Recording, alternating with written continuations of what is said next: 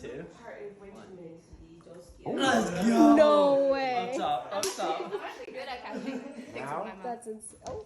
So this is your sign to book a lake cabin in the woods for your next birthday staycation.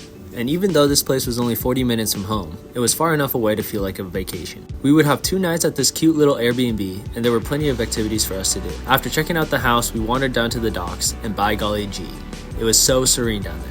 The grass was green, the water was still, the fish were doing fish things. It was perfect. But before we can get into any of the fun, our stomachs were rumbling and the town was only a 15-minute trip away. We decided on some za, and that was just yes. I mean, look at it, and tell me your mouth is not salivating.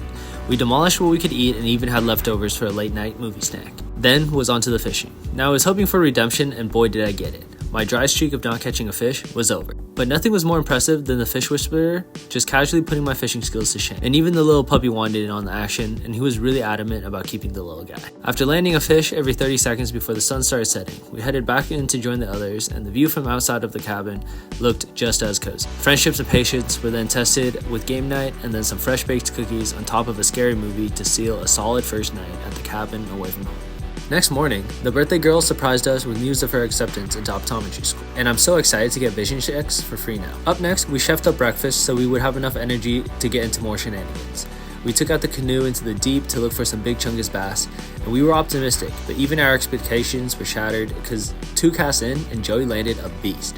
And that wasn't even the craziest fish, because the latter ones even bent the hook. Oh, look at that. A little later, some more of the homies arrived to chill, and of course we had to yeet it into the lake, because what's the point of getting a lake cabin without doing some swimming? The time flew by and the people were getting hungry. We whipped up a little fancy dinner with steaks and salmon and veggies, good enough to be served at a nice restaurant, but without the hefty price tag. More vodka. The vibes were immaculate, the drinks were plentiful, we even dressed up for the dinner party. And after smacking down all that we could eat, we washed it down with some birthday cake, and then maybe got into some games that may or may not have involved a lot of drinking consequences. And overall, the weekend was such a blast. I'm talking good food, great company, and even better memories. These are the type of moments that you look forward to and make all that hard work worth it. And it did not even require us to go very far. Would very much recommend if you can. Okay, until the next adventure, peace out.